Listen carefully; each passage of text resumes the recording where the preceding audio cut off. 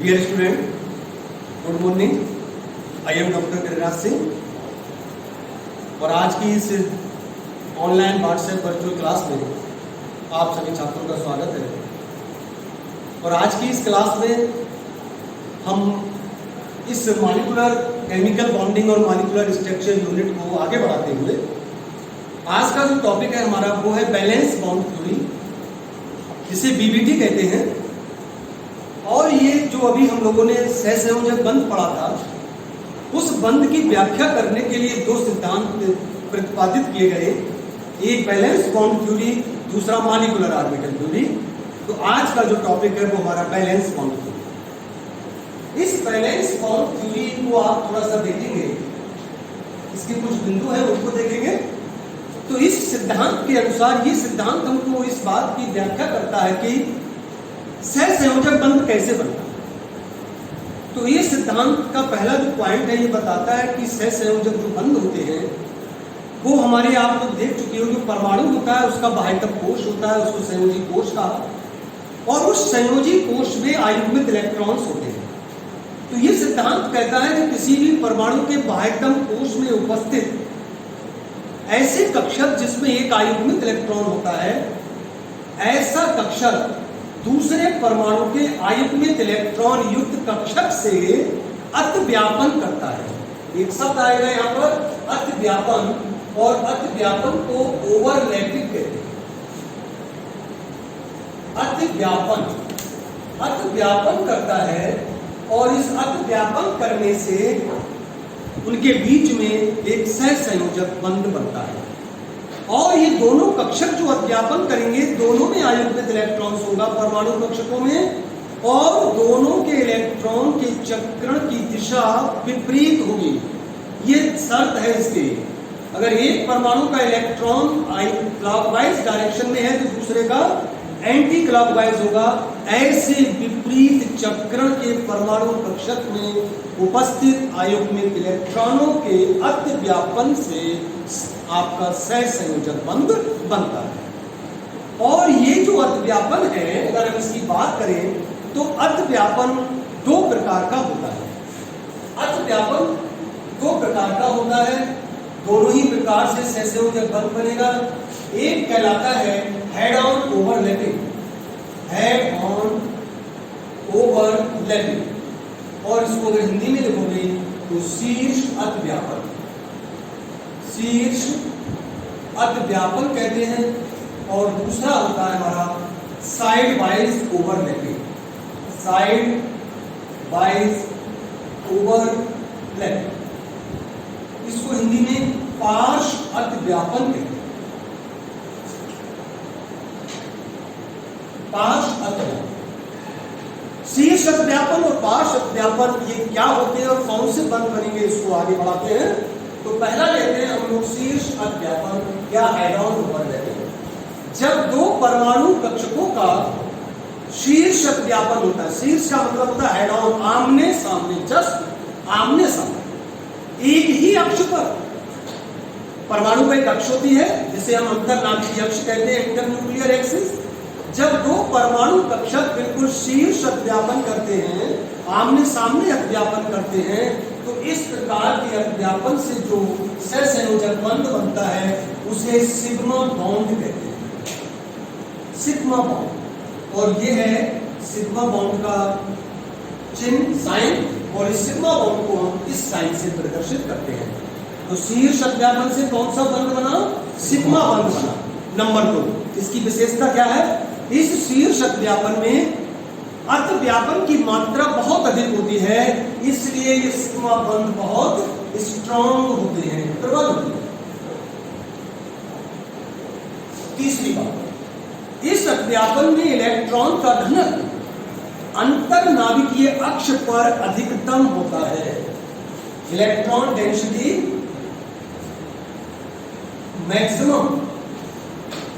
Maximum होती है कहां? एट इंटरन्यूक्लियर एक्सिस, अंतरनाभिकीय अक्ष पर इलेक्ट्रॉन का घनत्व अधिकतम होता है। ये विशेषताएं हैं हेड ऑन ओवरलैपिंग की शीर्ष अतिव्यापन। अब हमारे पास में जनरली जो सहसंयोजक बनते हैं उनके संयोजी कोश में या तो S कक्षक होता है या P कक्षक होता है या दोनों ही होते हैं। तो ये वाला जो अतिव्यापन है ये S और P कक्षकों में ही पाया जाता है। तो हम देखते हैं किस किस में ये अतिव्यापन हो सकता है। तो इसका पहला टाइप है बेटा, फर्स्ट है S S ओवरलैपिंग या S S अतिव्यापन। एक परमाणु का S कक्षक दूसरे परमाणु के S कक्षक से, जिसमें एक आयुग्मित इलेक्ट्रॉन उपस्थित है, शीर्ष अतिव्यापन करता है और एक सिग्मा बंध बनता है। तो इस प्रकार के अतिव्यापन को क्या कहते हैं? शीर्ष अतिव्यापन या S S अतिव्यापन कहते हैं। अब हम बताएंगे कि ये कहां आपको देखने को मिलेगा। ये अतिव्यापन आपको देखने को मिलता है हाइड्रोजन के अणु में। हाइड्रोजन का अणु हाइड्रोजन के दो परमाणुओं से मिलकर बनता है और दोनों परमाणुओं का विन्यास 1s1 होता है। और आप जानते हैं जो S कक्षक होता है उस S कक्षक की आकृति गोलाकार होती है। ये है 1s कक्षक हाइड्रोजन एटम का। ये हमने दूसरा S कक्षक लिया, दूसरा S कक्षक हाइड्रोजन एटम का, और इसमें एक इलेक्ट्रॉन क्लॉकवाइज है, दूसरा एंटी क्लॉकवाइज। ये दोनों परमाणु कक्षक आपस में हेड ऑन ओवरलैपिंग करेंगे, हेड ऑन ओवरलैपिंग। जब ये हेड ऑन ओवरलैपिंग करते हैं तो देखिए कैसे करेंगे। ये एक परमाणु का S कक्षक, ये दूसरे परमाणु का S कक्षक, इन दोनों ने अतिव्यापन किया। ये दोनों के न्यूक्लियस हैं और ये है हमारी inter nuclear axis, inter nuclear अक्ष। इस अक्ष पर अब आप देखिए इतना भाग दोनों ने अतिव्यापन किया है और इसी में दोनों के लिए इलेक्ट्रॉन्स आ गए जिनके चक्रों की दिशा अपोजिट है। ये दोनों के न्यूक्लियस हैं और इस प्रकार इन दोनों के बीच में एक बंध बना जिसको हम सिग्मा बॉन्ड कहते हैं। इस प्रकार के अतिव्यापन को SS अतिव्यापन कहते हैं और इससे सिग्मा बंध बनता है जो एकल होता है। एक बात और याद कर लीजिए सदैव के लिए, always single bonds are sigma. कहीं भी आप अगर एकल बंध देखें, अगर उससे संयोजक है तो वो कैसा होगा? सिग्मा। पहला बॉन्ड हमेशा सिग्मा ही बनता है। तो इस प्रकार के अतिव्यापन को SS अतिव्यापन। हम दूसरा अतिव्यापन लेते हैं, सेकंड। ये हमारा फर्स्ट हुआ। सेकंड अतिव्यापन है क्या? SP अतिव्यापन, SP overlapping. एक परमाणु के संयोजी कोश का S कक्षक दूसरे परमाणु के संयोजी कोश के P कक्षक से जब शीर्ष अतिव्यापन करता है तब भी हमारा सिग्मा बंध बनता है। और आप देखिए जब ये आमने सामने आते हैं तो अतिव्यापन की मात्रा बहुत अधिक होती है। ऐसा ही आपको ये एग्जाम्पल कहाँ मिलेगा देखने को? हाइड्रोजन क्लोराइड के अणु में SP अतिव्यापन पाया जाता है। देखिए ये हाइड्रोजन का कक्षक है 1s1 और ये क्लोरीन का जब आप लिखोगे 17 का 2 8 7, इसका जब विन्यास लिखते हैं हम तो पायतन का लिखते हैं 3s2 3p5। 7 का लिख दिया आपने, 1s2 2s2 छोड़ दिया। इसके P कक्षक में एक आयुग्मित इलेक्ट्रॉन है। ये देखिए ये 3p कक्षक है और ये 2 3 4 5। ये एक P कक्षक, चाहे तो px मान लीजिए, कोई सा भी हो सकता है। ये P कक्षक इसके 1s कक्षक से शीर्ष अतिव्यापन करेगा। जरा देखते हैं, ये हमने बनाया 1s कक्षक हाइड्रोजन एटम का प्लस ये, और P कक्षक की आकृति कैसी होती है? डंबल शेप, डमरू के आकार की होती है। इसमें एक इलेक्ट्रॉन है, इसमें एक इलेक्ट्रॉन है। ये P कक्षक है, P ऑर्बिटल इसका क्लोरीन एटम का, क्लोरीन परमाणु। और ये दोनों अब हेड ऑन ओवरलैपिंग करेंगे, हेड ऑन ओवरलैपिंग। और इस प्रकार आप देखिए ये ओवरलैपिंग दिखा रहे हैं। S कक्षक है, ये P कक्षक और इन्होंने ये दोनों के इलेक्ट्रॉन आ गए 1s कक्षक, ये P कक्षक, ये 3p है आपका, 3p ऑर्बिटल मान लीजिए। यहाँ पर ये देखिए ये हाइड्रोजन एटम का है, ये क्लोरीन का है, अतिव्यापन किया। ये इंटर न्यूक्लियर एक्सिस है, इंटर न्यूक्लियर एक्सिस को हमने शॉर्ट में लिख दिया। तो इस प्रकार यहाँ पर एक बंद बना, सिग्मा बंद बना। तो इस प्रकार के अध्यापन को एसपी अध्यापन है। इसमें भी सिग्मा बंद है। एक तीसरा अध्यापन और देखने को मिलेगा हेड ऑन में, उसको हम पीपी अध्यापन कहते हैं। पीपी अध्यापन, एक परमाणु के संयोजी कोश का पी कक्षक दूसरे परमाणु के संयोजी कोश के पी कक्षक से शीर्ष अध्यापन करता है और सिग्मा बंध बनता है। इस प्रकार का अध्यापन कहां मिलेगा देखने को?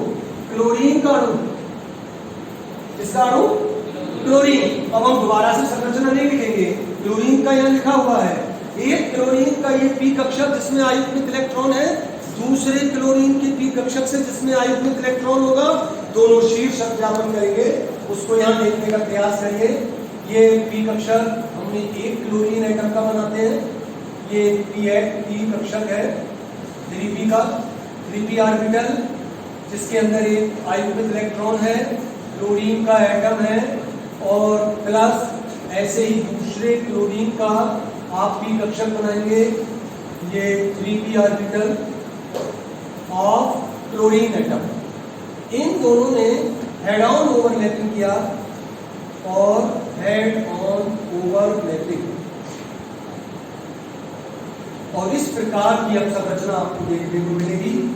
ये एक परमाणु का आ गया, इसका इलेक्ट्रॉन क्लॉकवाइज 3p ऑर्बिटल, दूसरा परमाणु ये देखिए अध्यापन हुआ, और यहाँ पर ये 3p ऑर्बिटल दूसरी क्लोरीन का है, ये अंतरनाभिकीय अक्ष है, इंटर न्यूक्लियर एक्सिस। तो इलेक्ट्रॉन की डेंसिटी आप देखिए इस अक्ष पर अधिकतम है, ये सिग्मा बंध है। सारे इलेक्ट्रॉन इसी पर है, दोनों न्यूक्लियस का यह इन्फ्लुएंस रहता है इस पर, और इस प्रकार हमारा क्या होता है, क्लोरीन के बीच में एक सिग्मा बंध बनता है, क्लोरीन का अणु बनता है। इस प्रकार शीर्ष अध्यापन तीन तरीके से बन सकता है, एसएस अध्यापन, एसपी अध्यापन और पीपी अध्यापन। अब हम बात करते हैं सेकेंड पार्श्व अध्यापन की। पार्श्व अध्यापन किसे कहते हैं? लेटरल या साइड वाइज ओवरलैपिंग।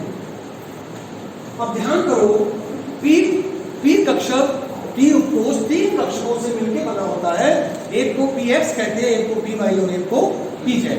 तो इन तीन में से एक कक्षक पी का एक कक्षक तो हेड ऑन ओवरलैपिंग करेगा, और बचे हुए जो दो कक्षक हैं वो क्या करते हैं, साइड वाइज ओवरलैपिंग करते हैं। तो जब इस प्रकार का जो अध्यापन होगा वो भी आपको पी के अंदर मिलेगा। अगर हम यहाँ पर पी एक्स मान लें, इनको एक्स मान लें, तो यहाँ पर ये पी वाई कर लीजिए, पी वाई या पीजेड अध्यापन। एक्स अगर हमने इधर ले लिया है तो समझ में आ गया ना भाई, पी के तीन कक्षकों में से एक कक्षक तो हेड ऑन करेगा, बचे हुए दो साइड वाइज करेंगे। तो इस अध्यापन में अतिव्यापन की मात्रा बहुत कम होती है, इसलिए पाई बंध दुर्बल होता है, और इस पार्श्व अध्यापन के फलस्वरूप पाई बंध बनते हैं जो कमजोर होते हैं, क्योंकि इनमें अध्यापन की मात्रा बहुत कम होती है। तीसरा अंतर, इनमें इलेक्ट्रॉन का घनत्व अंतर नाभिकीय अक्ष के ऊपर और नीचे अधिकतम होता है और अक्ष पर शून्य होता है। इसमें इलेक्ट्रॉन का घनत्व अंतर नाभिकीय अक्ष पर अधिकतम था, ऊपर नीचे नहीं था। यहाँ इलेक्ट्रॉन की डेंसिटी ऊपर और नीचे अधिकतम होगी, अक्ष पर शून्य होगी, और इस प्रकार के अध्यापन को हम पार्श्व अध्यापन कहते हैं।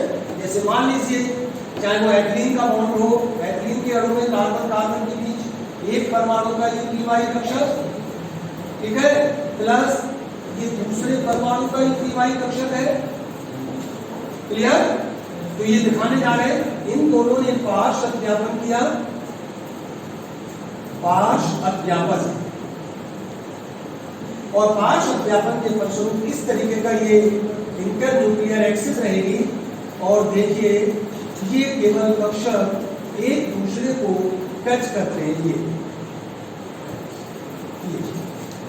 तो इसके फलस्वरूप ये पाई बॉन्ड बनता है। ये यहां पर टच किया और यहां पर टच किया, तो आधा ये पाई बॉन्ड इधर बना और आधा इधर।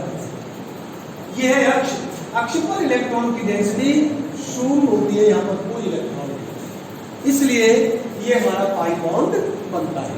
तो इस प्रकार सिग्मा बॉन्ड और पाई बॉन्ड दुर्बल होता है और सिग्मा बॉन्ड मजबूत होता है, क्योंकि इसमें अध्यापन की मात्रा बहुत अधिक होती है। ठीक है ना। तो बैलेंस बॉन्ड थ्योरी के अनुसार हम लोग ये देख सके कि सहसंयोजक बंध कैसे होते हैं। आज की वीडियो में उतना ही करेंगे, इसके आगे का नेक्स्ट वीडियो। Thank you.